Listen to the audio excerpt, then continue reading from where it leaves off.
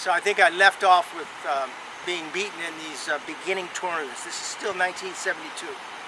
And so Gloria was my nemesis slash senior student, senior instructor rather. And we had another tournament. I was doing very well. I had a few tricks up my sleeve now because of my diligent practice. And I'd spar a lot with other people, so my timing was getting much better. And I also had some defensive moves that I didn't have in the previous quarter.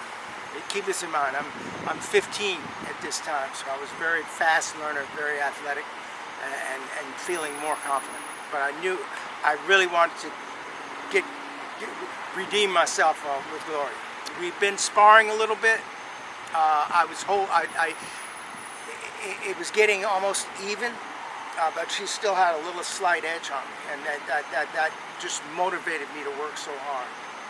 And I really thank you for that, Gloria. If you hear this, thank you for the time you spent with me. Anyway, to make a long story short, we had another tournament. I went through my weight class very easily. I'd been practicing the side kick.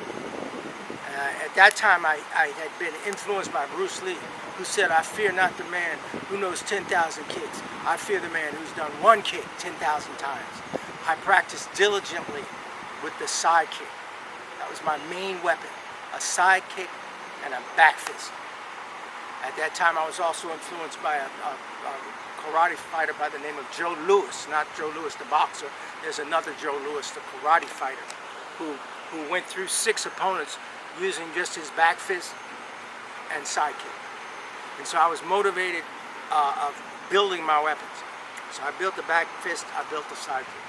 And I was winning a lot of my fights with just that side kick. People couldn't stop it. They knew it was coming, but they couldn't stop it. And even Gloria. So when the time came for this next tournament, there was another young lady who used to beat me. I beat her rather easily from the beginning. You know, in the beginning she was the other one that was beating me up.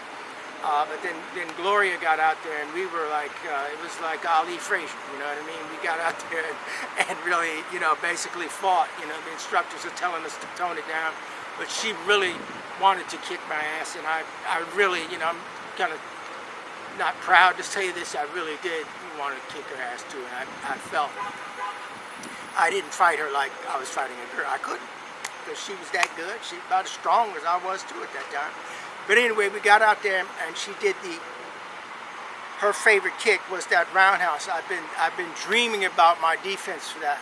So I blocked her roundhouse and came around with a spinning back kick and caught her right in the head. And that's how it started. And that flustered her, and she ran right into one of my side kicks. Ran into another spinning back kick. Ran into a ridge hand, and I just basically, you know, beat her up. And I was, you know, I couldn't even gloat over it, because anytime I say anything to one of my friends, they'd be like, "Man, you fought a girl, you didn't do anything." So I was really, you know, it's a bittersweet victory, but make a long story short, for that classification, I did win that tournament and had such a boost of confidence from that experience. But it didn't stop there. We continue now. I was a yellow belt, so it goes white, yellow, blue, purple, green. So I was already actually a blue belt at that time. And then I went to my first karate tournament.